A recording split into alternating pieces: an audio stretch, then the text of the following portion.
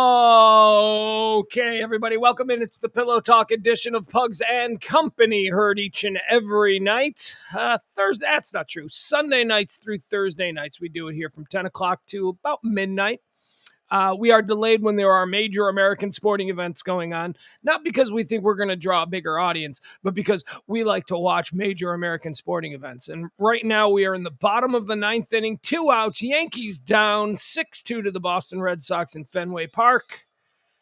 Let's see what happens here. Yeah, I think I better go ahead and bring in the rest of the and company.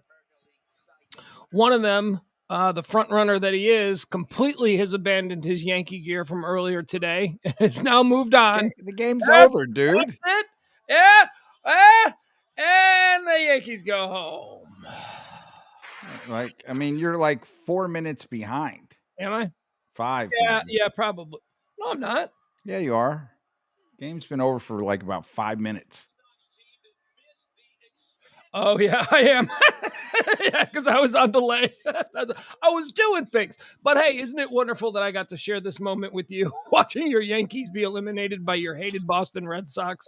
Well, thank God you didn't get to watch it with me. Why, were you having a bad night, a rough night? Nah, it's just, Hi, James. James is here. James from anyway, Louisiana. I don't want to talk baseball. Third base coach sucked. No, Garrett Cole sucked. Your third base coach made a big mistake, but ultimately that run didn't really cost you anything. It was Garrett Cole. Once again, the super duper New York Yankees way overpay for a piece of trash that can't come through in the playoffs. Garrett Cole. Now, actually, I was actually very jealous because I wanted Garrett Cole on my team, so I can't be honest about that. I'm trying to be a dick, and I really don't want to be, even though... for my own, you don't want to get on his bad side, right? No, it's not that. I really, the problem with E and me when it comes to our sports teams is that he has absolutely no emotional attachment whatsoever to any of the teams that I root for. And I try to give it back. Like, I try to go tit for tat with him, but his two favorite teams are like teams that I just can't muster any hate for. My grandpa was a diehard Yankee fan, so I don't hate the Yankees. 9 out of 10 times, I would be rooting for the Yankees in any game that they're playing. And I despise the Boston Red Sox, but I don't know, just because they've owned my team all season long, the Yankees have, I didn't want to see them in the playoffs, so I needed to get them out of the way. And we've actually been fairly successful against the Red Sox and the Rays. So, but however, my White Sox, we face off with a team. The only team to own us more this season than the Yankees are the Houston Astros, and we got to face off with them starting on Tuesday. And nobody hates the Bills. How can you hate the Bills? I love the Bills, right? I mean, God, they're like a white trash Green Bay Packers. You know, they're like Buffalo is kind of your P's and Q's, white trash. Well, my point is, like, Green Bay is definitely white trash, but it's wood trash. It's forest trash. It's a whole different kind of trash. It's lumberjacks and deer hunters and, that kind of stuff. Buffalo is just like, a modern American Rust Belt city. And you're right. I shouldn't denigrate the entire city of Buffalo because it's deer hunters, it's fishermen, it's steel workers. Well, that's why I made the correlation to Green Bay, because both of them, if you drew a straight line, you'd probably connect them, horizontally. Like they're at the same distance north. They're both like right next to Canada. They both are on huge lakes. Yeah. So, it's cold as hell. It's just one's kind of a big American city, an industrial city, and Green Bay is where they make toilet paper, where they cut down all the trees and they make all the toilet paper. By the way, that was a long running joke of mine that people totally believed, but I said that the Green Bay Packers were named the Packers because of all the toilet paper that they packed up there. And it's just a way that I could make fun of them. But that's actually not true. That's not true. They packed other things. The interesting thing about Green Bay, or at least their football team, is like the Washington Redskins or the Cleveland Indians. It's a Washington football team, sir. That's exactly what I'm saying. When is Green Bay going to have to change their name? because it's just a matter of time before there's a protest from the LGBT. And Oh, look at you. Would you look at you? No, it's a Union reference. It's a reference to the Union Packers. I know it is. Okay, No, I don't think you did, James. I'm not Let me- sure that you did. Oh, you thought I really thought it was the Fudge Packers? Is that what you really thought that Well, I thought? actually, I'm just thinking that you made a stupid joke in order to take a shot at a minority community, but that's fine. If that's what you want to be about, that's great. Welcome. Well, you know what? I don't mind discriminating against the Green Bayans. Green Bayans. Actually, What do they call it if you're from Green Bay? A greenish bay, or was that? I don't know why it's referred to as Green Bay. no, because it's on the. So compared to the I don't rest know of if the that's the surrounding Green area, Bay. yeah. I don't know.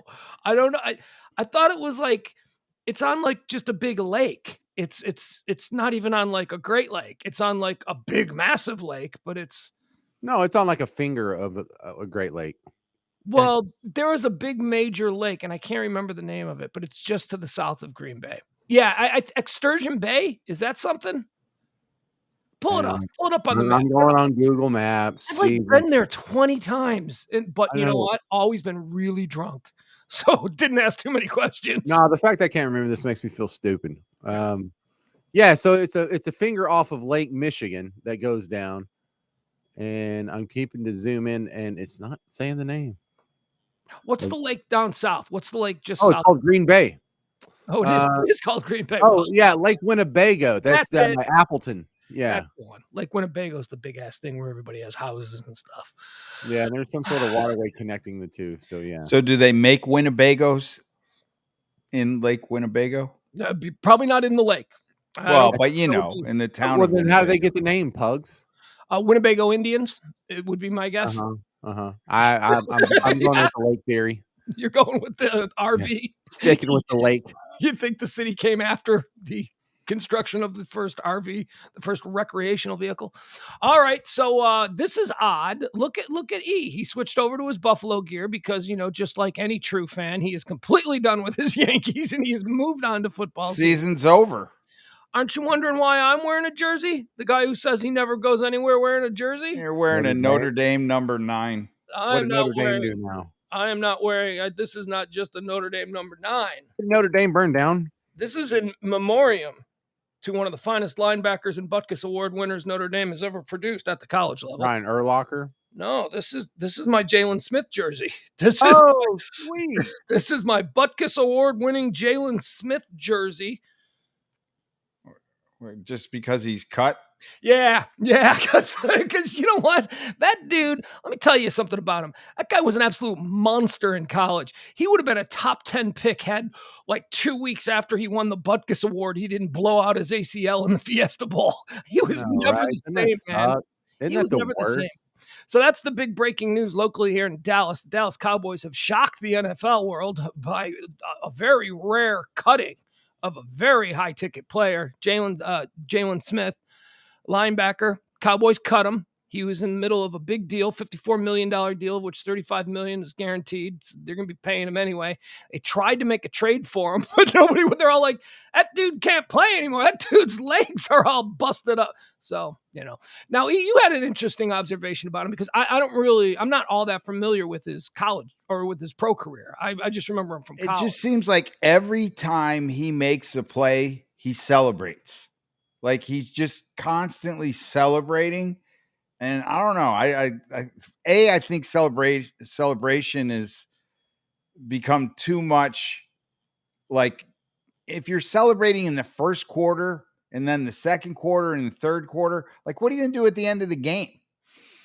Yeah. You know what I mean? You know what I think is ridiculous that always gets me angry? If it's a competitive game and you make a big play and you're completely hyped and you're passionate about it, that's fine. You can do a little thing.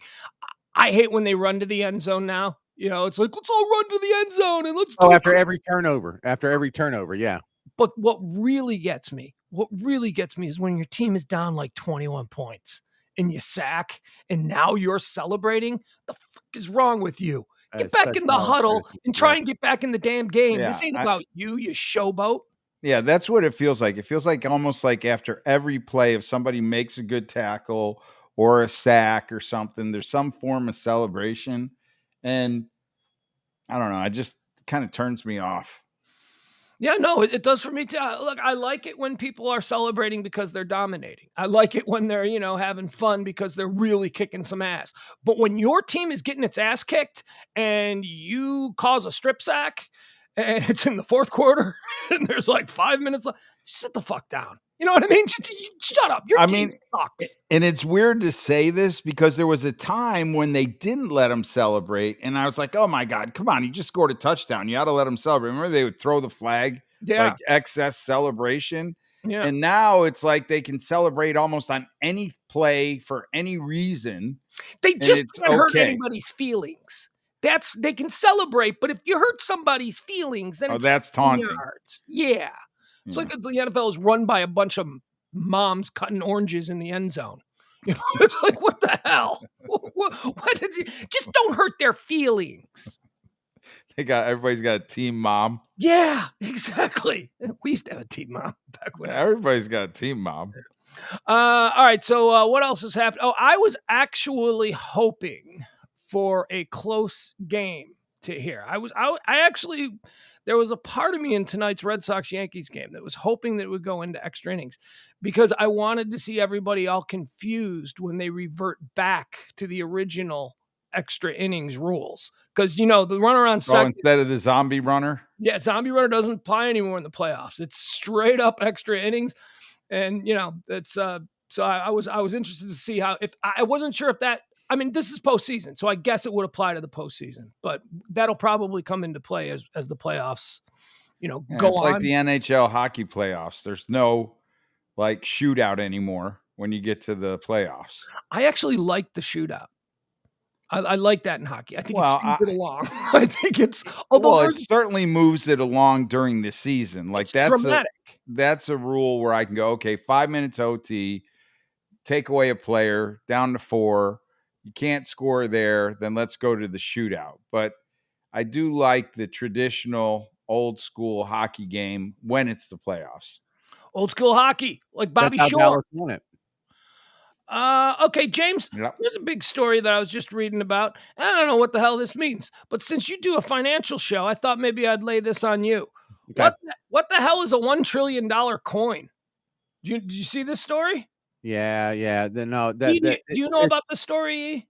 No, but it sounds like there's not many people that are going to have one. We apparently the United States, is it the Fed, I guess, who would put this out there? They created a $1 trillion coin for what? Is this because of the debt ceiling? Is this like some sort of emergency measure? I don't know what's happening with it. Yeah, this is more of a theory than anything else, because the weird part about not having a currency that's backed by anything, this fiat currency, is that you can just make it up, and it's nothing more than like Chuck E. Cheese tokens. So legally speaking, they can mint a coin at the Treasury and just say this is worth $1 trillion, and then go deposit it at the Federal Reserve. Yeah, I guess they're just going to ship it straight to New York. They're going to put it right in the Fed in New York, and it's a little coin. It's got an eagle that seems to be flexing. That seems a little. It says United States of America, e pluribus unum, $1 trillion. Yeah, so whoops, we just found $1 trillion laying around. I guess we don't have to raise the debt ceiling anymore. We're covered. And nobody is rich enough to own that. No. I guess the United States government. I guess that's it. We're the only ones that's. So that would like I'd have new goals if I were Elon Musk today. I'm like, I need that coin. I want that coin. Yeah, that coin. That coin will be mine. There it is. There it is. The $1 trillion coin. That's ridiculous. They should flip that at the Super Bowl. Wouldn't that be a thing? Wow. Right? How many people would... Well, the thing is, even if you stole it, where are you going to spend it? You going to go get change at the Walgreens? I mean, just imagine the markup. Like, what did that coin cost versus the value? Hey, right. It's the greatest margin in history. Right. Right. Probably. That thing better be some sort of space meteor metal that there's only one in the whole world. How about this? How about, since we're having so much difficulty with election integrity, let's not have elections anymore. Let's just flip $1 trillion coin and see who wins. Man, we'd probably be better off if we just flipped coins for our leaders. I mean, you wouldn't know? you be afraid to like carry that with you? Oh my Like, God, yes. I don't Well, I think mean, anybody's- again, No. anybody, How you no gonna one's going to steal it because you can't do anything with it. What are you going to do?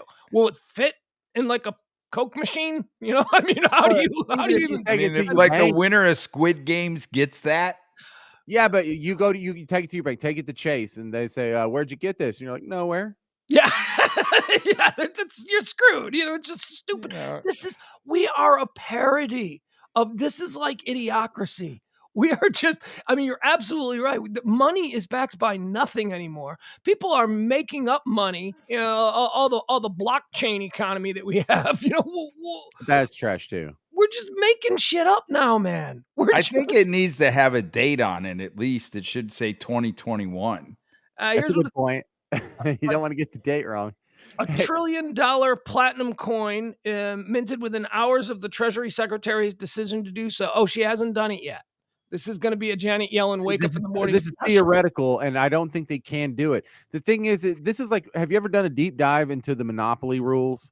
And it says you never run out of money. James, no, I haven't. But you tell me you have. Well, Well, the bank never runs out of money is his point. Yes. Okay. So he knows what I'm talking about. In the monopoly rules, there's kind of, I thought it was famous. I thought it was sort of universally known rule that says the bank never runs out of money. If the bank does run out of money, you can just write it on pieces of paper and put it in there and keep. Oh, you're talking about the game Monopoly? Yes. Yeah, I hate that game. Oh God, I hate that game. Everyone hates that game. I don't know. I stopped playing it because every Monopoly game I've ever played ended with me flipping the board over, going "F you" to my sister. Yeah. You really learn who the cons are among your family and friends when you play Monopoly. Well, it's also, how does the game supposed to end when someone owns all the properties? But who's going to sit through that? Nobody. Yeah, once I'm getting grinded into poverty by my older sister, I quit every time. Right. Yeah. But anyway, go ahead. this is akin to the monopoly rules where it says, well, if you ever need some more money and the bank runs out of money, you can just write some on a piece of paper and we'll just count that as money. It's just money. This is money, guys. Why? Because I said so. I do like the fact that it is a coin, though, over a bill. Yeah, right. It's a little bit more durable. Yeah. It's just kind of pull it out. You're like, hey, we're just doing bits. Here's $1 trillion. Right. You know? Easy to handle. Let's see. So why does it matter? This is from Axios. Congressional solutions to the debt ceiling problem could take weeks to implement, especially if the reconciliation process is used and time is running out. In case of emergency, $1 trillion coin could be deployed to bridge any gap between the money. Then what the hell is everybody fighting about? Do you know what I mean? Why are we even? This is so serious. This is so nonsensical. If what are these morons in Congress? And we're not going to political, but what are these people doing in Congress the last month arguing about the debt ceiling? And we're not gonna, if we can just pretend it doesn't matter. Well, I mean, somebody is paying for this coin. Who? Well, all of our money will be devalued by X percent, and so we'll all be paying for it. All the money in your bank account will now be worth like 4% less. Like the buying power of it. That's how we're paying for it. They can't go into all the bank vaults and take gold out of them, but if they print more money, it's the equivalent thing as far as purchasing power goes. How it works? The U.S. Mint, which let's see, who is this person? I'm skipping over shit, so they're mentioning names. All right, Deal. We'll just call him Deal. How it works. The U.S. Mint, which Deal ran from 1994 to 2000, already produces a 1-ounce platinum eagle and has no shortage of platinum blanks already in stock. So that's what it's going to be. The coin is a 1-ounce platinum eagle coin. So basically, they got to print like 3.5 of them. And this Joe Manchin guy will he's suddenly marginalized. Be done. We don't have to listen to him anymore. Producing $1 trillion eagle would require only the denomination to be changed. This could be quickly executed on the existing plaster mold of the platinum eagle, says Deal. Then an automated process would transfer the new design to a plastic resin mold. Even if Janet Yellen, the Treasury Secretary, has no intention of minting such a coin, there's no reason for her not to quietly instruct the mint director to take those steps a day or two in advance. So, okay, so this was all going around. Everybody was talking about it. Everybody's freaking out about it. It's not even a thing. It's just a possibility. Doesn't actually exist yet, is what I'm getting from here. Well, and really, who really cares? No one can afford it. It's not like anybody's going to see it or own it or touch it. Voila! We'd have bought ourselves the equivalent of $1 trillion increase in the debt limit without any impact on inflation. All right, That's trash. I hate all this. That's a lie. I hate all this stuff. I don't know. The thing is, like the Republicans who are standing in front of this spending bill right here, how many of y'all just rolled up and approved the biggest deficit in the history of ever in 2020? The $3 trillion, you know, how we had already almost $1 trillion deficit, and then they did another $3 trillion in emergency spending. How many of the Republicans were okay with that? But now all of a sudden that the other guys in power, they're like, well, jeepers, we got to check with our accountant. I don't know if we have enough money to be spending on stuff like this.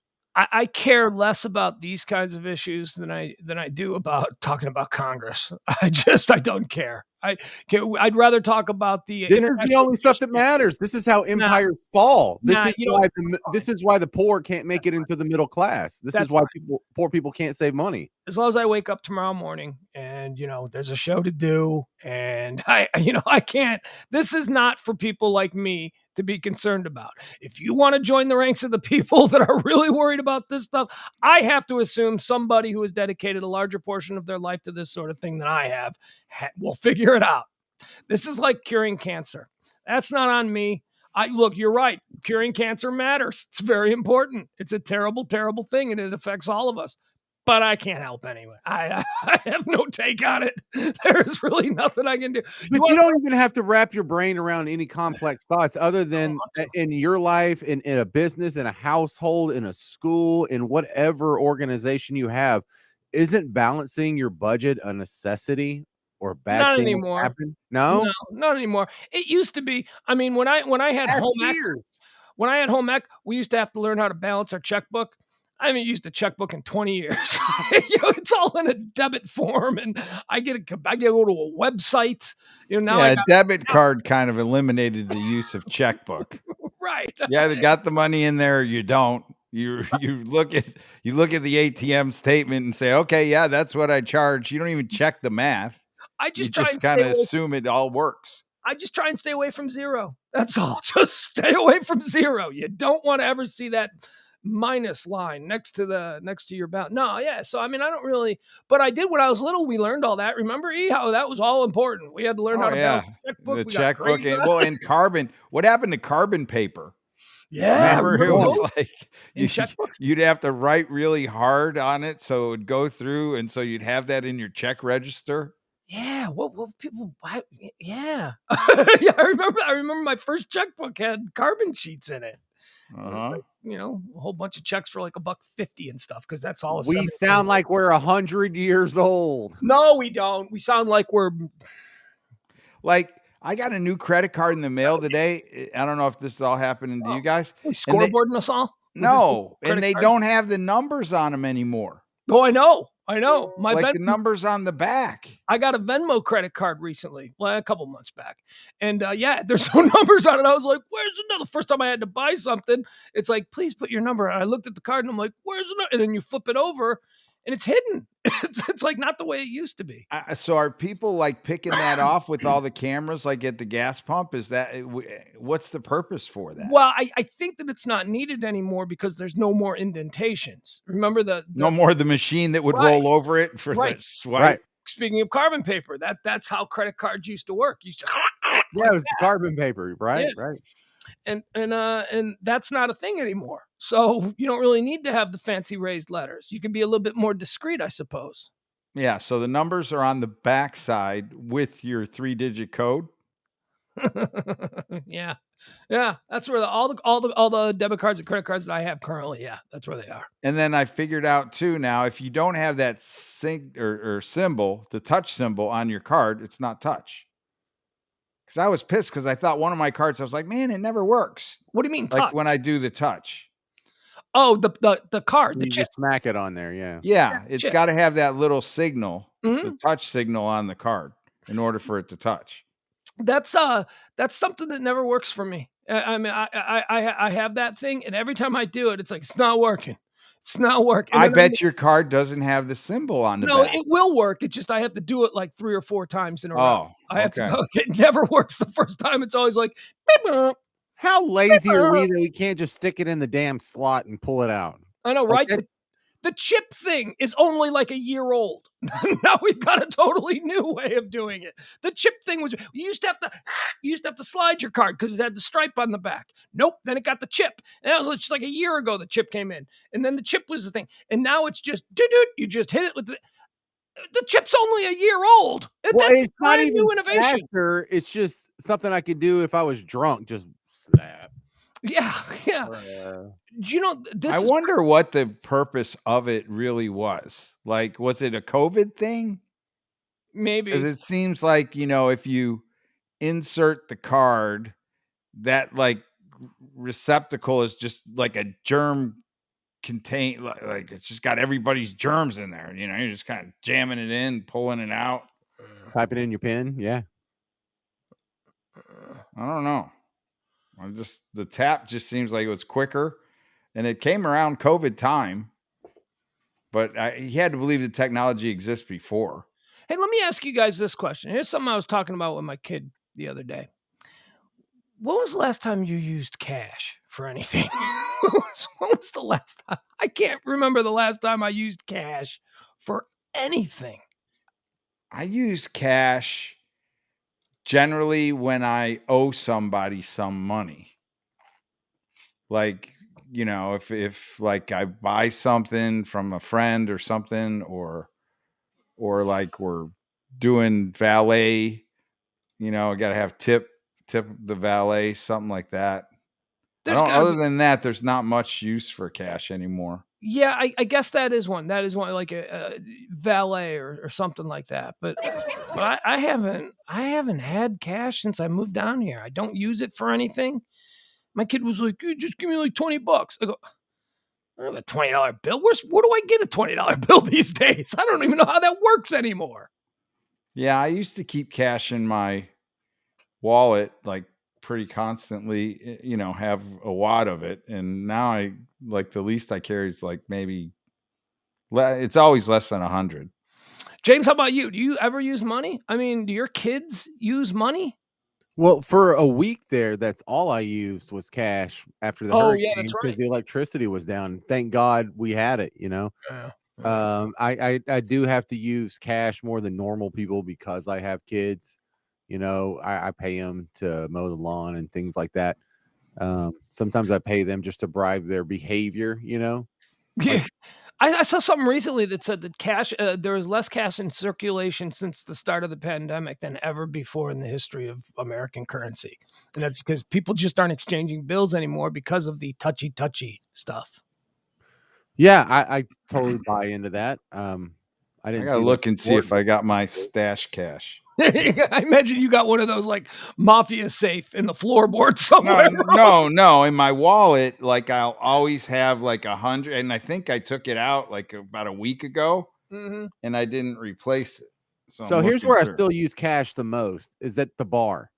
And one thing that's different about New Orleans is the fact that you can walk outside with a beer means that when you go to a bar, you're not stuck there. So a lot of times you go to a bar and if something sucks, you just leave within 2 minutes and you walk out. And so if you're not going to be sitting at a bar long or you're in a strip or you want to go to a bunch of bars, you don't want to start a tab and then have the guy print it out and close it. You get a beer, it's $4. You slap a 5 down, that counts as the tip, and you walk off. I haven't used cash at a bar in a decade. I know, Easy. but in instances where you're hopping, which is a lot more Yes. prevalent here, cash is way faster and more convenient. You don't have to like do any math in your Because head. you don't tab out or anything? Is that? Yeah, because you the- just you know, kind the of bar hop board- and drop and go. You want it open, you want it closed, and then you don't know, and you're like, close it, and then they got to go run it, and then they got to bring you the pen and the paper, and you got to write in a tip, and then you got to sign it and get it back. Then you got to get your card and put it back in the wallet, and then there's a little trade and crap. And that doesn't sound terrible at all. well, it's not terrible. It's very normal. It's not terrible, but it's Yes, sir. it's slower than slapping a 5 on the bar the second you get your beer and walking off. You just boom, boom, I'm gone. Right. And it's the same difference between the chip and slapping the card on the reader. It's it's like minor, tiny differences, but it's enough to impel your behavior. Plus, New Orleans is one of those places where you end up tipping a lot of people, and it's kind of annoying. And I kind of include like the beggars at the gas station. There's something about New Orleans where there's a dude that's stationed at every gas station to beg. But then you go and there's like a lot of valet that's happening down here because parking was an afterthought when they built the city. And then there's like a dude in the bathroom. You got to tip him. You got to tip the bartender. It gets ridiculous. And when I went to me and Ed went to a Ranger game earlier in the season. And I remember thinking it was really cool that the beer vendors had buttons that had their Venmo stuff on it. So it's like, so you don't have to even tip cash at a ball game anymore. And by the way, that was a big debate I once had on the air. People didn't know you're supposed to freaking tip those guys at ball games. What do you mean? You got to tip the vendors at a stadium? Yes. You do. That's why they look for you when you want a beer and there's like 10,000 people yelling beer here, beer here. They come to you because you've taken care of them. People don't understand that. You know what somebody else did? I saw another thing. People just don't know how to be people anymore. That's what the problem is. There was a question on Twitter earlier today that said, if I go to a party at a friend's house and I bring a bottle and they don't open it, is it wrong for me to take it home? What do you Hell think? Yes. Yeah, James? It's wrong. I don't know if it's wrong, but it's tacky as hell. That is a trash move. I wouldn't say wrong. Like, you're right. I don't know that wrong. I just who would do that? It's so low class. It's like, who raised you? You are bringing this bottle, whether they deserve, or they decide to open it or not. You are bringing it as a thank you for them opening their home to you. That's the exchange. Once you give it to them, I mean, what are these people doing? Sitting around staring at their bottle on the counter all night, going, "Are they not going to drink it? I paid $15 for that at the gas station. Are they not going to drink it?" What? It's a gift. Just as you being invited into their home is a gift. That's sort of the reciprocal thing. I would say the exception to that is if you are providing the alcohol, like like at family gatherings, like sometimes that's not the situation. That's a totally different situation. You'll do the food. I'll bring the alcohol to the family Thanksgiving, and then when we leave, like I'm taking the alcohol. Or leaving the unopened alcohol, or leaving the opened alcohol and taking the unopened back. Let's remove the equation where you're bringing the alcohol because you're the only one bringing the alcohol. That's maybe different. But this is the only exception. If you are going to your mom or your dad's house for like a holiday thing like Thanksgiving, and you just out of niceness or out of habit, you bring a bottle, then you can take it home because rules don't apply when it's mom or dad. You can snake. Yeah, that's what I was saying. It's like in a family setting. But even brother or sister, because a lot of times you'll be the drinker and your parents won't, or your sister won't, or they won't have what it is that you drink. Mm-hmm. And so you just bring that versus inconveniencing them to go out and have to get it.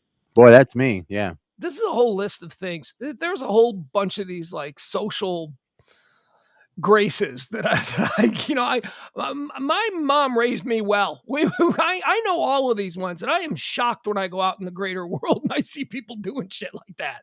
Like, no, you can't take the bottle with you. That's the gift. You brought that.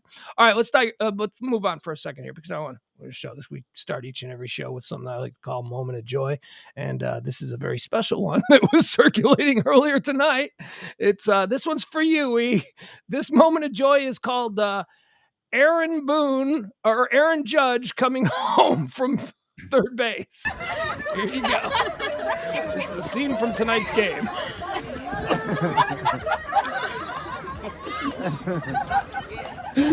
The kid's doing slow motion. I'm guessing that the bases were loaded and he was walked in from third, but he's making a show of it. And here comes the coach. Watch the kid. Come on, I'm doing a bit. Come on, man. Let me finish the bit. You're ruining it. I can't break character. I'm almost done. We're almost there. He is loving this. He is. Slide like Aaron Judge did. Look at him.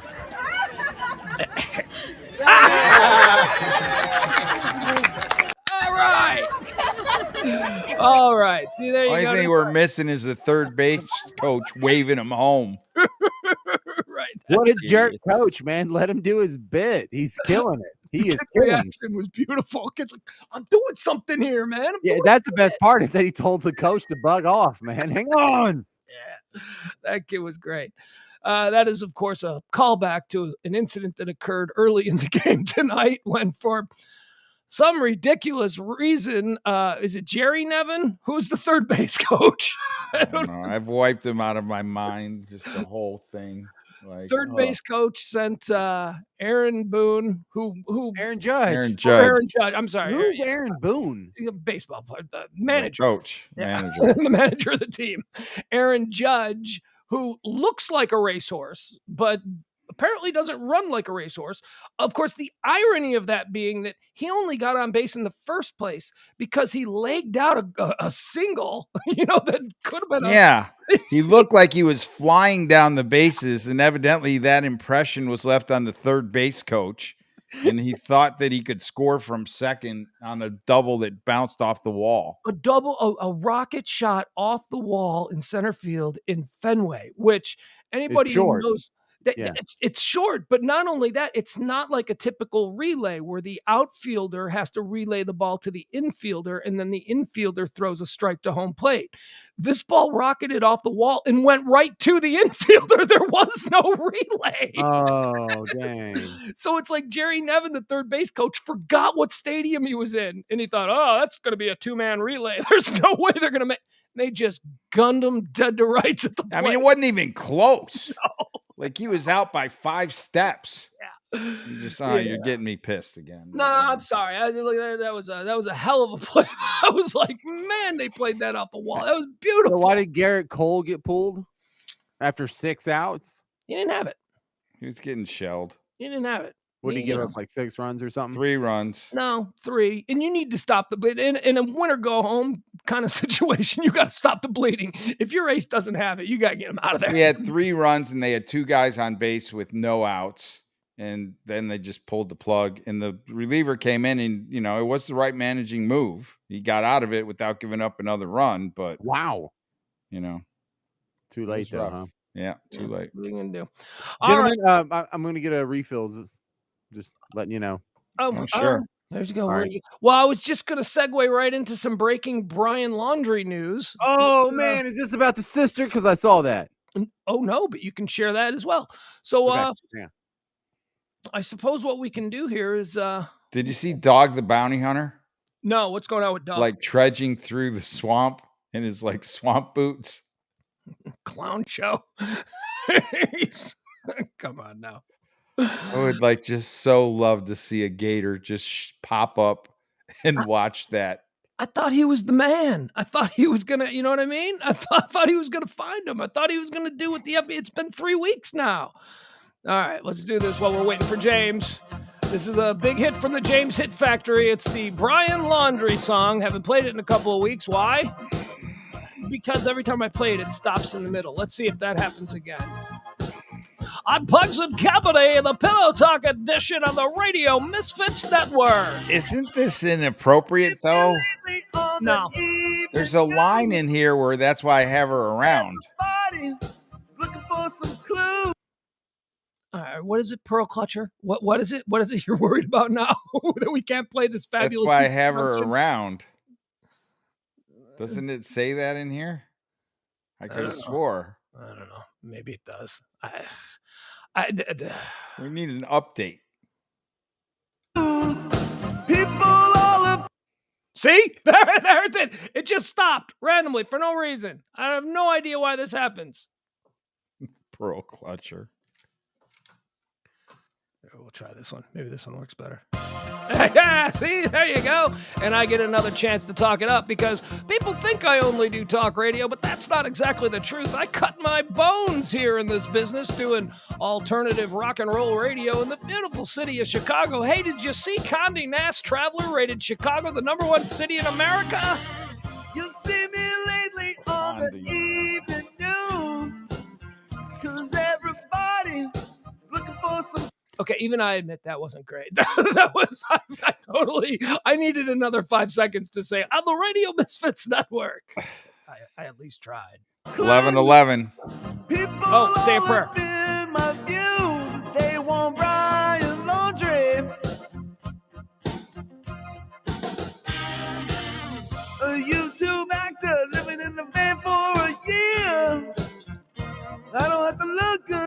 By the way, that's a little thing I do. 11:11 is my magic time. I anytime I look at it 11:11, you make a wish, and then I won't tell you what I wished for, but it's probably negated by playing this awful song. Well, it says I don't have to look good. That's why she's here. That's the point, right? And that's why she's here. Oh, that's it. Here, James. Every version of this song that you have sent me stops playing at 49 now. Why is that happening? Do you know why that happens? Any That's idea? not a thing. I don't have a version that stops at 49 seconds. No, I know, but the last 5 times I've tried to play this song over the last 3 weeks, it just cuts off at 49, and I just pretend like I stopped it. But I ain't stopping it. That thing just stopped twice. I just played 2 separate files. They both just stopped cold. Wow. And, yeah, whatever that is. So, all right, James, do you have a Brian Laundrie update, or was it just the dog thing? Or you got something on the sister? Because I got something from Brian's lawyer. Yeah. So yeah, there's news on both fronts, huh? Yeah. So I almost feel sorry for the sister, Cassie. Yeah, she's telling. Well, I guess I got to set the stage. Yeah. So you know where this conversation came from. So we've seen the people on TV. In front of Brian Laundrie's parents' house, and it's kind of Brian's house too, and it's kind of Gabby's house. I mean, that's where they were all living. There's another branch of protesters that have broken off, and they're in front of Brian Laundrie's sister's house. And now, is she in Florida or is she in Long Island? She's in Florida. She's just down the street. Okay. Same town. So she looks like she's a few years older than Brian Laundrie. If I had to guess, 28. 34, somewhere around there. She doesn't she definitely looks older. Yeah. Okay, so she's married, has kids, is kind of living sort of a more normal life than people are living the van life. And we're gonna go to Yosemite, and we're gonna go to the Grand Tetons, and we're gonna have some herbal tea. And I feel sorry for her because there's people outside of her house yelling at her. Why aren't you going to the police? Where's Brian? Gabby's dead. You're at fault. All this crap. Where's Brian? Call the cops. They're just screaming in her house. And at some point, she claims her kids are crying in the house. So she comes out to confront these people and say, listen, if you're going to be mean to me, I'm going to go back inside, but I'll talk to you. Just stop screaming. You're literally making my kids cry. So instantly you feel kind of like, oh. Yeah, those kids didn't do nothing. All right. Yeah, well, don't get too attached. Okay. No, I do feel for the sister in that regard. But apparently there was a camping trip where when Brian got back, what was it, September 1st, and then 2 days later they go up and they decide they're going to go camping in the wildlife preserve, which who does that? But the sister, that's the one where dog found the evidence. Right. Yeah. This kind of does back up Dog's storyline as well, which I'm not proud to admit, but Emil's right. Wait, you're not proud to admit that Emil's right, or that? No, the dog, the bounty hunter. Okay. I was like, front of the pack on this case right now, as far as I'm concerned. That shot came out of nowhere. Yeah. No reason for that. That's not what I meant. I was good with it anyway. Yeah. So they're asking her, so you went camping with Brian and your parents for 2 days in the wildlife after he got back from murdering Gabby. She's like, okay, first off, I don't know if he murdered Gabby, but yeah. this is a trip that this is just according to sister. She said her and her husband and their kids had planned this well in advance, and Brian got back just the day before they were going to go on this trip that was already planned. So it's not like Brian got back and they decided to go camping. Brian was just joining them on a trip that was already planned. Now, Brian, I'm Well, assuming. but the mother canceled a reservation that she had for August the 29th, and it was for 2 people, and then she made the reservation for 3. So Brian somehow got onto the trip, and the Okay, mom yeah, so that canceled the explains reservation. So that explains away pretty easily where right after Brian snuffed out Gabby, he called his parents and set a plan in motion. Hey, I'm gonna come home and we're gonna hide me. I just killed Gabby. And so the time when you back trace from the phone call to I'm sorry, from the time he got home to when Gabby's death is and when she changed the reservation, that kind of syncs up pretty good. Let me just jump in here for 1 second. What kind of a madman spends 4 months living out of a van in America's forests, drives 36 hours back to his house in Florida, and then goes camping?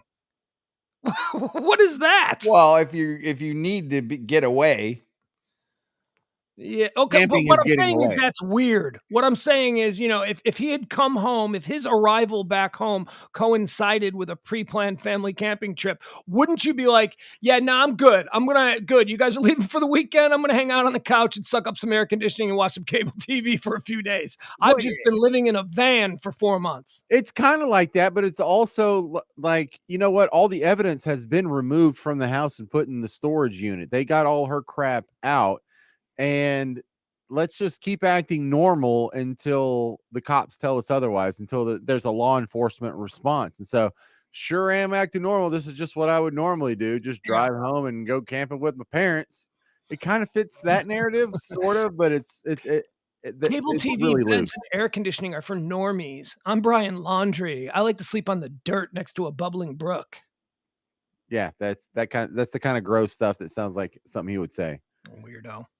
So wait. So then the questioners, and this was all on a TikTok account. The questioners say, "Well, what did Brian tell you?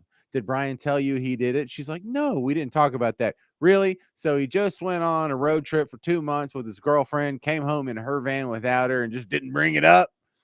And no, we brought it up, but we didn't really talk about it in depth because my children were around the fire with us the whole time. And so we're not going to talk about any grisly details or even about breakup details. When kids are around, we kept it kind of above board. And Yeah, how old are these kids again? They're like 6 years old. no idea. No, No I have idea. no idea how old these kids are. They could be 20, they could be 2. I don't know. I have no idea. And so then that's kind of where the conversation was focused for a while. And the whole video is 17 minutes. I don't recommend going to watch it because you will feel like you wasted a lot of your time. But I think the general gist of it is they were accusing her of knowing. She's saying she didn't know. She's saying Brian didn't tell her anything. She's saying her parents didn't tell her anything. She's saying as far as she's concerned, she says her parents know some stuff that she doesn't, and she highly encourages them to come forward to the police and tell them what they know. And she said if she did know, she would share it, and she wishes he was home right now. And she pleaded on that video for him to come home. Oh yeah, that's right. Thank you, Emil. And yeah, and that's kind of the climax of the whole thing. She was actually, if this gets out to my brother, I want him to turn himself in. That's what the sister said. Sisters, brothers, a little different than mom and dad with kid. Like a sister, she doesn't want her entire life ruined now from here on out because her dirtbag little brother did something that completely destroyed her future. I kind of feel sorry for her. I mean, she's got her own life going on. She's got little kids. You get little Brian Laundrie nephews and nieces or whatever they are. They didn't ask to be a part of that madman story. And all of a sudden now, how are they going to be teased on the playground? Do you think people in the neighborhood are talking about who they are? I mean, it's got to be rough for them. They didn't ask for that. That all makes me think that he's still alive, and they know it. Yeah. Okay, now, E, if what you are suggesting is true, that would mean that Cassie knows that he's still alive, and she's not saying it. That changes my feeling about her altogether. Well, no, it makes me think that he is alive because the parents are not sharing. She's saying they're not sharing things with her. She's out of the loop. She's out of the loop. And that's what makes me think that he's alive. Okay. Because if he's dead, why are you not sharing things with the daughter or with the sister? Yeah, I don't know. All right, yeah, ready for my little piece of Brian Laundrie update? So it came out today. Brian Laundrie's attorney, you remember the trip when he left Gabby in the Salt Lake City hotel room and he came back to Florida, and it was supposedly because he was just needed to help his dad move stuff out of the storage space because dad had decided they were going to save some money. Turns out that's all bullshit. That wasn't true. Brian Laundrie's attorney is now saying that the truth behind that trip is because Brian and Gabby had a huge fight, and Brian's dad sent him money to come home. And it was only after coming home and calming down that he decided. That also explains why Gabby called her dad for money, because, maybe Brian, left her high and dry, or she didn't know how long she was going to have to be there. So here's the story on that. Brian Laundrie, the fiance of van lifer YouTuber Gabby Petito, flew home to Florida just days after the couple fought so intensely that a nearby hiker called the police.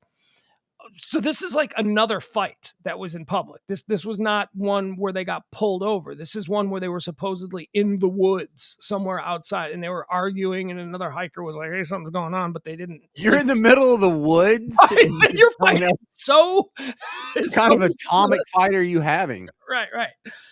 The 23-year-old then flew from Salt Lake City to Tampa on August 17th, 5 days after the fight, then flew back on August 23rd to rejoin Petito.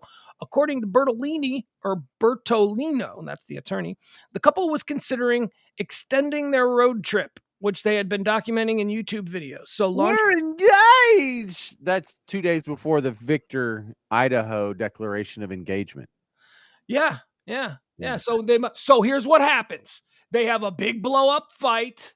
He goes home. They have long, I love you, Pam and Tommy like conversations on the phone. I love you, baby. I love you, baby. And then they come back and they're like, let's get married. You know what I mean? That always happens. You break up before you get engaged. That people. I mean, this guy's feet must have really stunk. Why? Why do you think that? Because remember, he was like, she doesn't like my dirty, smelly feet on the side of the road. Well, she looked like she smelled good, and he did not. So I could see that being something between them. She looked like she had pretty shampoos, and she wore like nice body oils. She was obsessive compulsive, she said. And she didn't like her food being moved around in the back of the van. That caused another fight.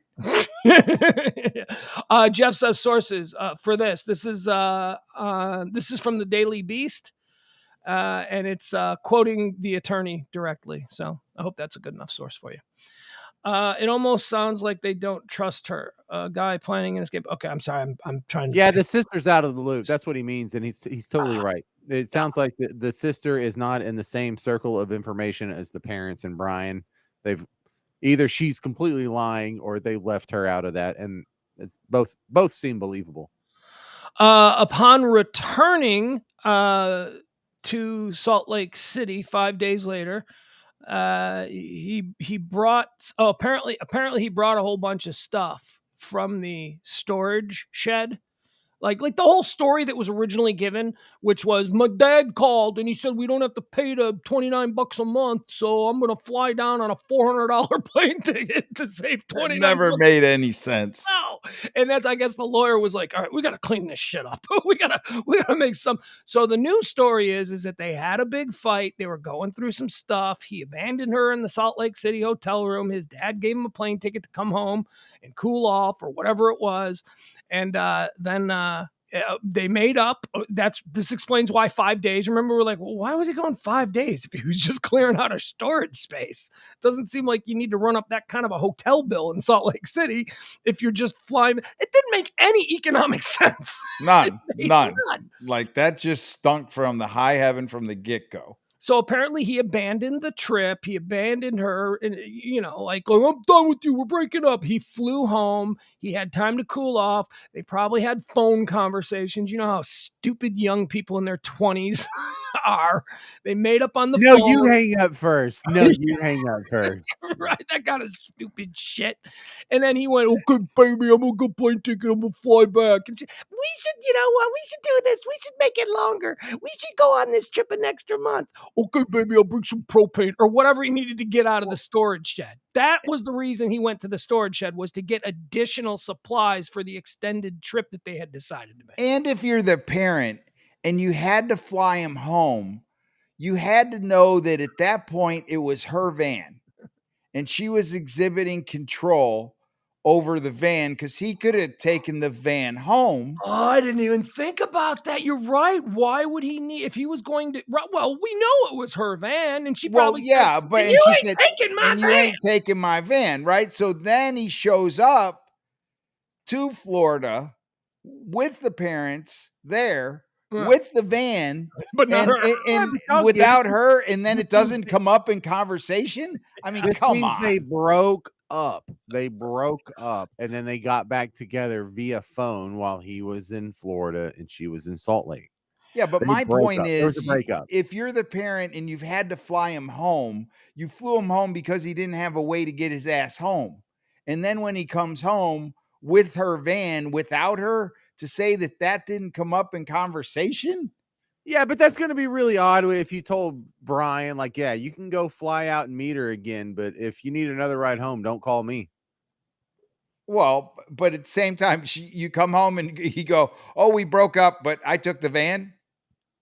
Like, that doesn't Right. work. No, it doesn't. Yes, it doesn't fly. What the parents had to have known when he showed up without her and the van, because they had to buy the plane ticket just a month earlier or a couple weeks Right. earlier, because he didn't They have know. access to the van. What? So now she just gave you the van? Is Right, that that's what I'm you're saying. And talking even the about, Lee? sister now, so, well, they could have broken up. Yeah, they broke up and he took her van home. Yeah, right. The van that he wasn't allowed to take just a couple weeks earlier. Dad had to buy the plane ticket to fly him back. Right. It doesn't make any sense. All right, so now here's the other story that I found fascinating today. Today was just a day where I went, I wonder what's going on with Brian Laundrie. I wonder what's happening. I have really sort of distanced myself from all of this. I mean, it wasn't really difficult.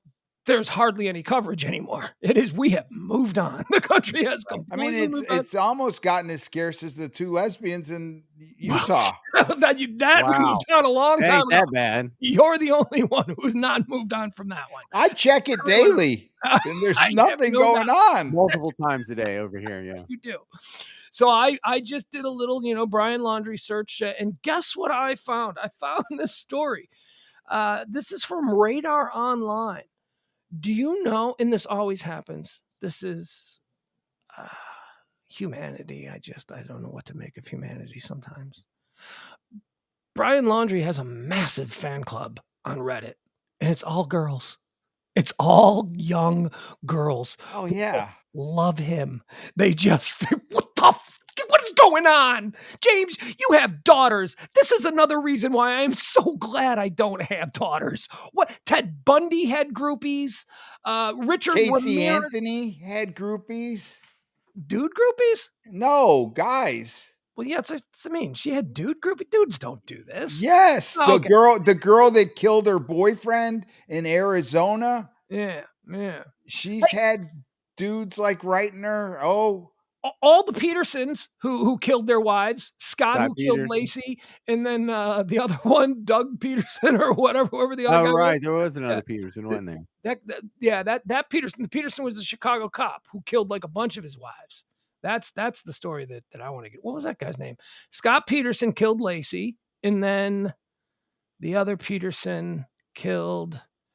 I know his wife's name, Mary Chavo, was the wife that he killed. Pugs Peterson? I think it's Pugs Peterson. Yeah, hold on. No, I got it. Come on, it was Yeah. a movie. Rob Lowe played him in the Lifetime movie. It's one of the great Lifetime movies of all. Oh, I can't believe I missed a Lifetime yeah, and the movie. Greek guy that killed his wife, she didn't show up, and he had the two kids, and he had a girlfriend immediately after. Yeah, I don't know how that happens. I swear to God, I haven't had a girlfriend in over a year. I don't know how this happens. Maybe I got to kill one of them. Maybe that'll put me on the market. But Brian Laundrie, all right, here, I'll read you the story. The 23-year-old parents, wait a second. Is this it?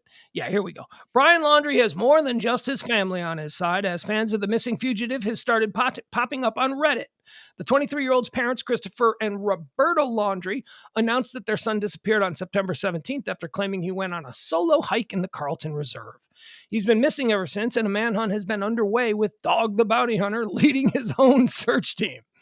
5 days He's after going to get him. He's going to get him. My money's on Dog right now. He's not. I'll take your money. How much you want to bet that Dog doesn't solve this case? What $1 trillion coin. A $1 trillion. That is, we will take. There you go. Can you bring it all the way back around to the first segment? Yeah. Love that. Let's see. He's been missing ever since, and a manhunt has been underway with Dog the Bounty Hunter leading his own search team. 5 days after Brian's disappearance, his fiancee, Gabby Petito's body was discovered in Wyoming, in which eyewitnesses say the couple had been locked in an incident only days before at a local diner. Wait a second. So now we have 3 incidents with witnesses. We have the one that led to the police body cam. We have the one at the Piggly Wiggly restaurant or whatever that. What was it? Mary Piglet's restaurant. And now we've got this new one that happened outside Salt Lake City in the woods. Who's calling the police? A bear? Who are you disturbing when you're fighting in the woods? And you're fighting hard enough that people are calling the cops. The police. Yeah. Yeah. Think about that. I mean, how damn loud do you have to be? Right. How in the woods. In the woods where they're hearing you. I don't know. Brian Laundrie's sister Cassie defends the missing fugitive. Blah, blah, blah. We'll skip through that. While on the run, Brian has collected himself a support team online. While the subreddit, Gabby Petito, has more than 135,000 followers, some Reddit users have taken a different path, labeling Brian as the victim. Now, this is going to lead to a story because when you get them, tell me what the Reddit group is because I want to go. Yeah, it doesn't say it here. It says r/. Yeah. Well, here's what I would do. I would just go to r/Gabby Petito, and then maybe you could find the Brian one there. It might be r/Brian Laundrie. Who knows? Or Brian fan. I don't know. Whatever. I'll do Brian Laundrie. But there are, what is Reddit good for? What is the one thing that Reddit is good for? Confusing the facts. You get a whole bunch of people on Reddit and they all start offering their theories. And pretty soon you've got one theory that's been cobbled together from all the crazy different theories that individuals have put out there. And there is a new theory out there. And this is what all of these Brian Laundrie fans are hanging their hat on. They think it's Gabby's friend who murdered Gabby because she was in love with Brian. Because Brian was just such a stud. Now, remember, these are all from Brian's. Oh, yeah, the chick they were supposed to meet up with the next day. On the birthday. Yeah. And what they're saying is that there was really a love triangle going on between Brian, her, and Gabby found out that her best friend was in a thing with, and then Rose, was that her name? Rose, I think it was. She did say that she was friends with Brian. Ooh, and this is the whole theory that's going on, that she killed Gabby so that she could be with Brian, and now she's hiding somewhere. Although that's not true because she gave an interview. We need to find tabs. We need to find where she is, and that Brian and her are just going to disappear together. This is what Reddit does. It just makes people crazy. Are you finding anything, James?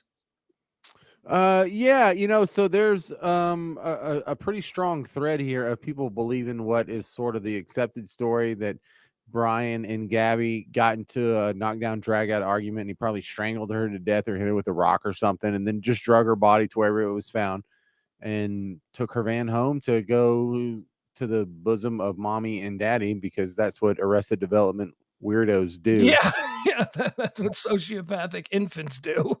Yeah, but there's a lot of rabbit trails on this thread, and it's not that big. There is 3,656 members, so that's not huge for a Reddit group. But there's a sighting of him in North Carolina. Yeah, it was from over the weekend. Oh, you know about this? The guy said he saw him on the Appalachian Trail. Yeah. Oh, okay. Yeah, it was over the weekend. Yeah. Okay, well, you study that. I'll read the story from Radar Online. Okay. One person in the group has declared that he's been unfairly maligned in the media, while someone else has accused Gabby of being a white supremacist. So yeah, Of course. that's Everyone's what Nazi. Reddit's That's good right. for, man. This is Man. why I hate Reddit, except for I the love funny Reddit. videos. Love Reddit. I love the videos. The videos are very funny. Isn't he a victim of violence too? A Reddit user asked, referring to the video where Gabby took responsibility for the argument that turned physical, causing an eyewitness to call 911 and police to respond on October the 12th. In the initial body cam footage, Gabby told responding officers that she had hit him, but a second newly released body cam video reveals Gabby also told the cops that Brian hit her. Brian, what's the second video? Oh, I saw it, dude. I can't believe they didn't release it. And the only reason they released it was because there was an attorney complaining that it existed and that they didn't release it. And she admitted, she said, well, he goes, you look like you've got a mark on your face there. And how did that happen? And then you look like you've got a mark on your arm there. How did that happen? And she said, well, I did hit him first. And I think he kind of put his hand against my face. And I can tell I got a cut there because it stings, is what she said. And then he goes, and what about your arm there? And she had this like bruising like right above her elbow, like where if you had grabbed somebody's arm in kind of a, you know, like, hey, stop hitting me. Yeah. And she said that he had grabbed her arm because she was hitting him, and that's how she got that bruising and scratches. So, okay, so just to recap the whole incident with police. And this happened on the side of the road. The 911 dispatcher was told the guy was hitting the girl. The 911 dispatcher then told the police who pulled him over the guy was hitting the girl. Then the first video that we saw of the body cam that was released for the first few weeks of the investigation was the girl was hitting the guy. And now there's suddenly another one. Were the cops trying to protect their ass? That's what people can't figure out, why they didn't release it. But with everybody that was complaining about the fact that they didn't pick him up and that somehow he turned into the victim, you know, it looks a little suspicious. Like they were like, oh my God, what if they see this video where they actually did tell us on the side of the road that he was hitting her. James, did you find anything while you're sleuthing through Reddit? And God love you for that bit of yeoman's work. Anything that talks about the friend in the threesome? Because that's supposed to be that's a purely Reddit theory that I was looking for. Yeah, there's a picture of her. And is it Rose? Is that her name? I think that's the girl that she was dancing with. Like the videos that we've seen of her and the other girl dancing, I think that is Rose that was supposed to meet her on her birthday. Yeah, I'm just trying to get the name right, see if it's Rose or not. No, I think I just found a photoshopped picture of her. Of who? The girlfriend, Rose. Yeah, that's not her. Never mind. This people are just throwing up trolls now. Mean stuff. From what I remember, it was her and Gabby dancing. Someone had photoshopped her face on a picture of and it was a dude, and you could tell because one of the commenters pointed out, look at the arm hair. So yeah, that's not very helpful. No. Just people be Rose Davis is her name. Rose Davis. That's who she was. Look, the top post here is Brian Laundrie is a domestic violence assault victim. Well, where do these people come from?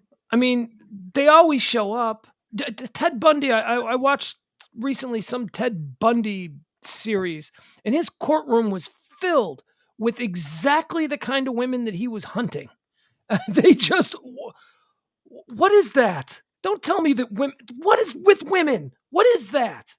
Well, if you watch the first body cam video, it does appear like she was the aggressor because he had the marks on him and she didn't. But when you see the second body cam video, clearly she had marks on her as well. And so in an instant like that, I would think tie goes to the female. Yeah. Right. Well, especially after the complainant said it was him hitting her, the dispatcher told the police it was him hitting her, and then you arrive on the scene and go, "Huh, they were both wrong because I'm getting a totally different story, and I believe this good kid." Right. And then the person that's being abused, Stockholm syndrome, Yes, is like, yeah, oh, I hit him first, the you one that know. you believe is the one that you also describe as being hysterical. So she's hysterical, yet you believe that she's in the proper frame of mind to give you the facts about what's happening. That's some bad police work. Just Right. some flat out bad yokel cop work. Yeah. All right, you guys And know? you gotta wonder, like, if it were different and they put him in jail, is she alive today? Does that Um, then get her parents to go, hey, we're getting you out of here? yeah, Any guy that's in jail for assaulting our daughter, we don't care if you're dating him or not, that's over. yeah.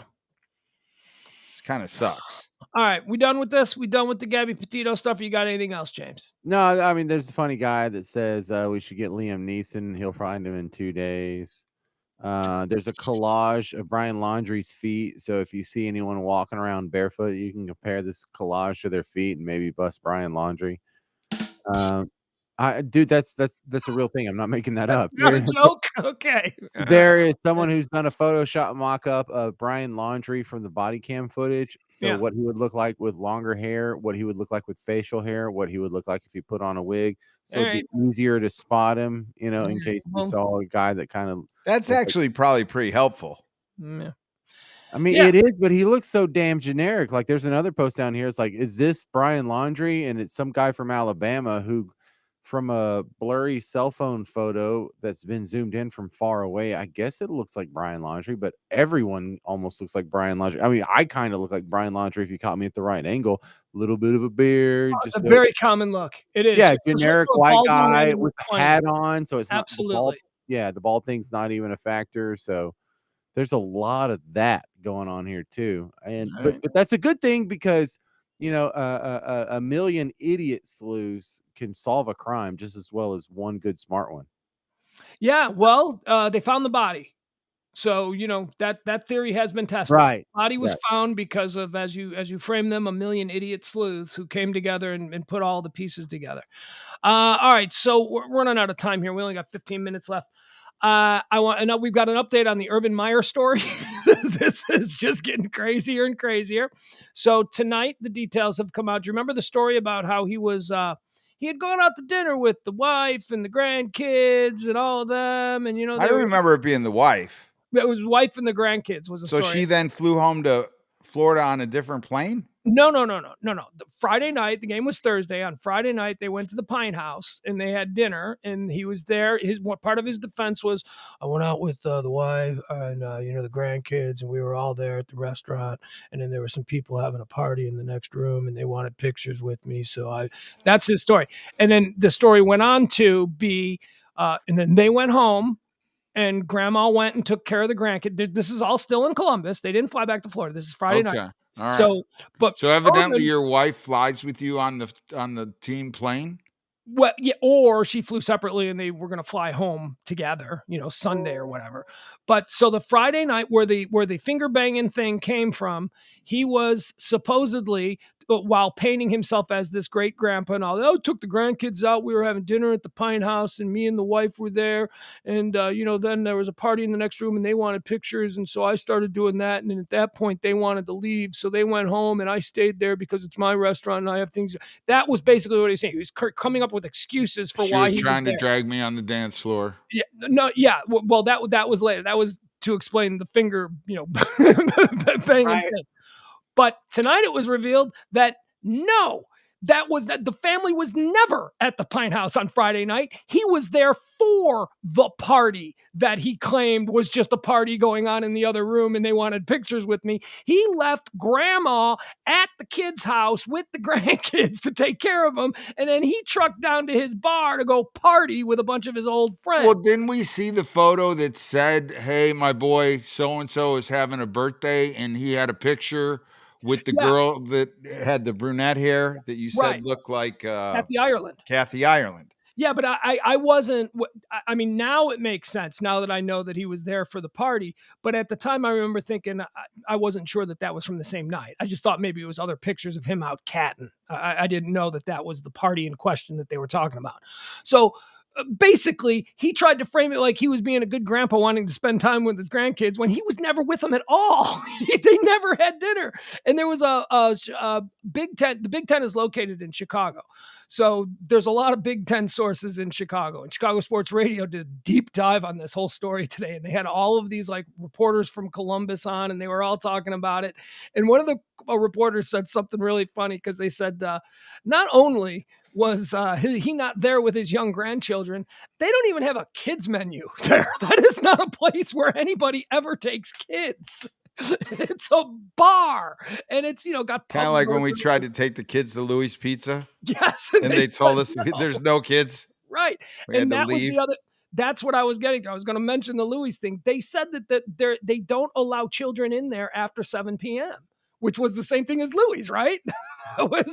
So he's like, oh yeah, it was a dinner with me and I was being grandpa, and but then because I'm Urban Meyer, everybody wants, so I was doing the man of the people thing. No, he ditched the whole family on Friday night and directly went to the bar for the party that he claimed was just a party happened in the next room. I didn't know who they were. They found out I was there and wanted to take pictures. So, I'm a man of the people.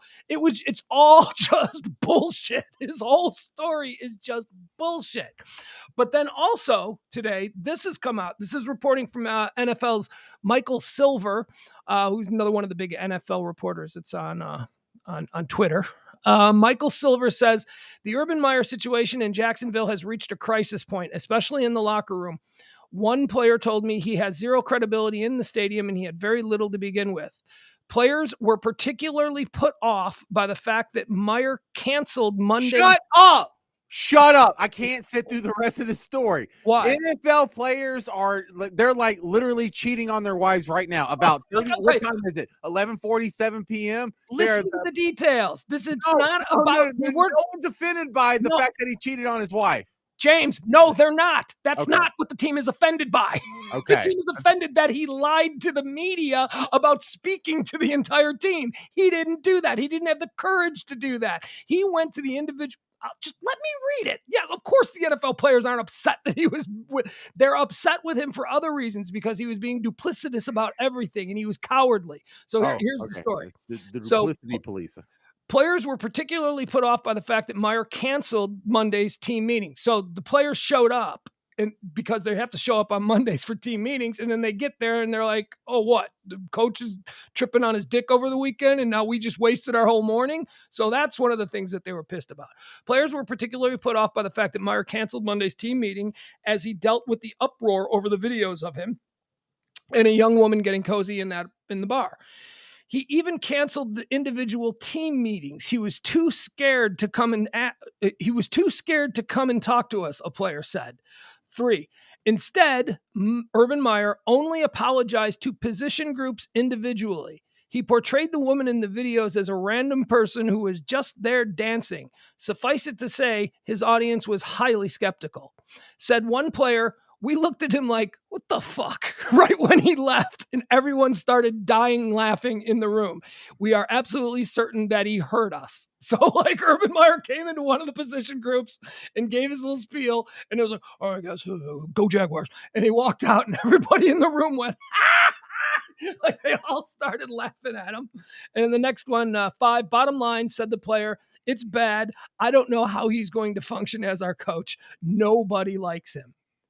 That's out of the Jacksonville Jaguars locker room. And that is a player who was talking to Michael Silver, who isn't just some, small time nobody. That's a real NFL source for news. Isn't that weird though that a guy, and this happens over and over, Nick Saban comes to mind, who did so good in multiple programs at the college level, goes to the NFL, gets chewed up and spit out. Yeah. Chip Kelly is the most recent example. Right. Chip Kelly. That's a great example. Chip Kelly was supposed to reinvent Eagles football. And, that didn't really work out.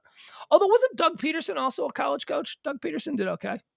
No, some of them make it. In fact, Pete Carroll had 2 stints.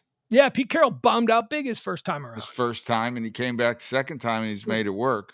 Speaking of that, that's what the hot rumor is that USC wants Urban Meyer ASAP. So if he gets blown out in Jacksonville, USC wants him real quick.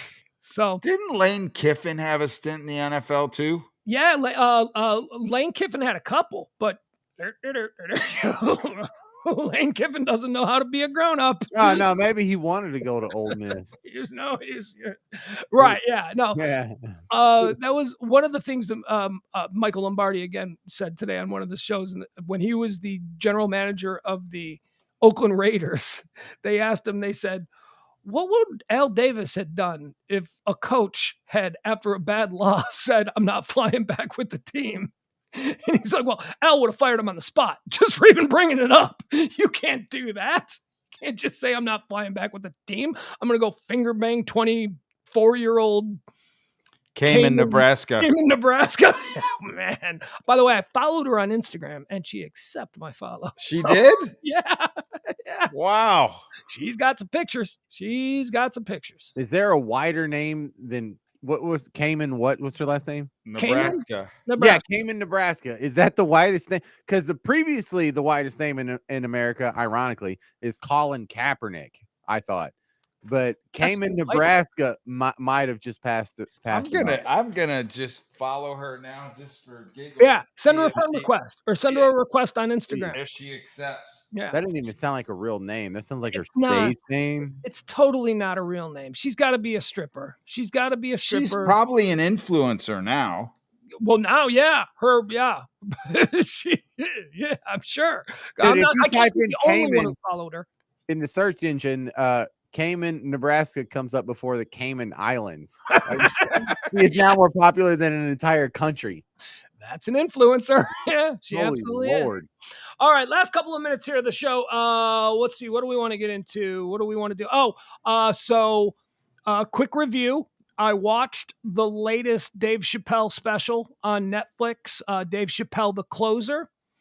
I watched it probably between like 6 and 7, or somewhere in there in the dinner hour. I sat and I ate my little baked potato because I'm on a baked potato diet. And how's that going with the baked potatoes? Yeah, I ate a pint of ice cream today.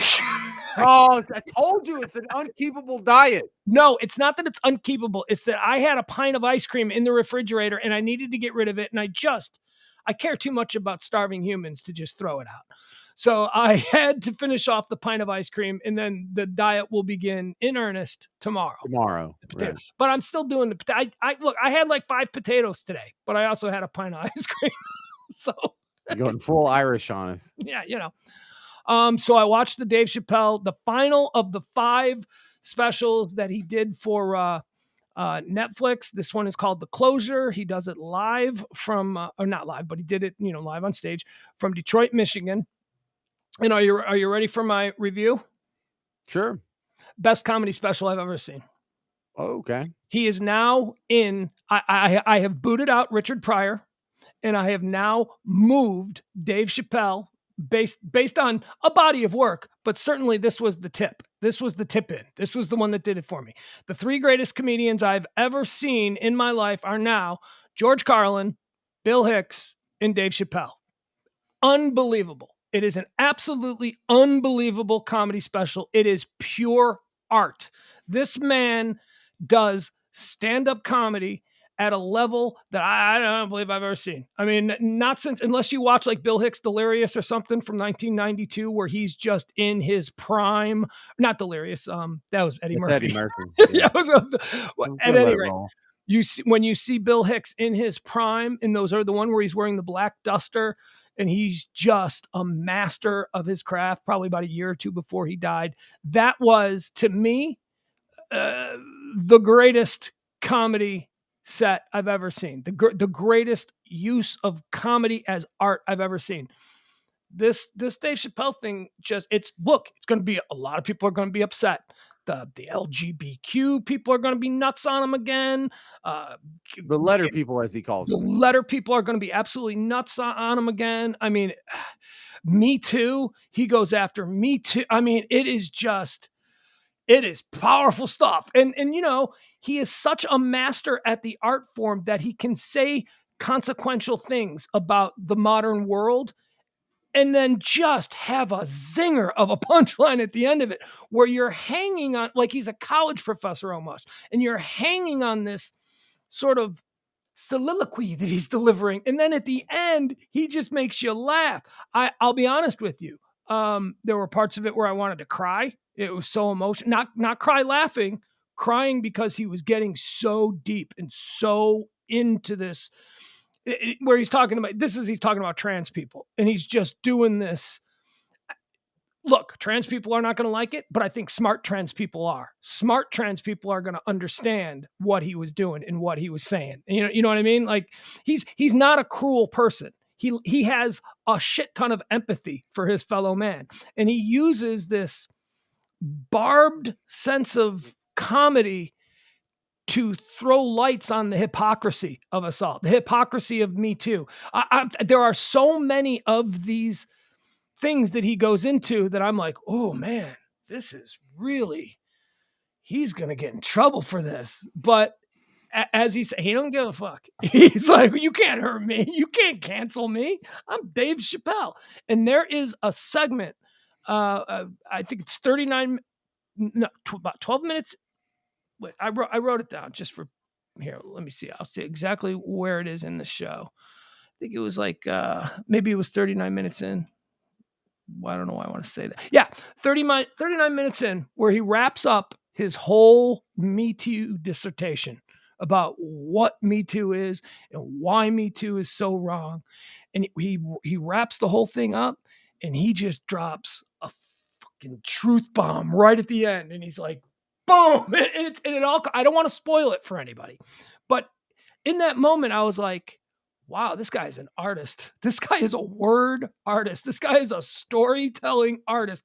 The way you just patted yourself on the back for bringing something back around, doing the callback. The way he gets to the callbacks, you never see him coming. You're just like, oh my God, he did it again. So if you enjoy stand-up comedy, and if you're not an overly sensitive bitch, you should watch this, because it's social commentary as stand-up comedy. That's what people say about me, though. They say I'm too sensitive all the time, so I probably shouldn't watch it because I don't think you're sensitive at all. I get offended so easily. Yeah. You're an emotional vampire. You have very delicate flower. That's me. That's why you have a lovely wife. That's why opposites attract in that regard, because she tries to make up for all the horrible things. No, James, I think you'd love it. I think you would. Of course I would. Oh my God. Yeah. I think love everything he does so far.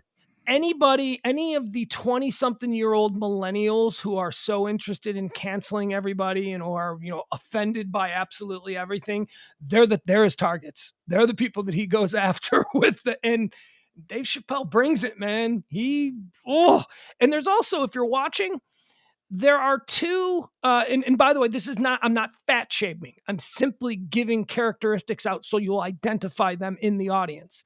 There are two heavyset women who look very punk rock. They have colored hair and they've got they're all tatted up. They're two very heavyset white women. And oh my God, did they not like a lot of his takes? They were so offended. I mean, they were totally stone-faced.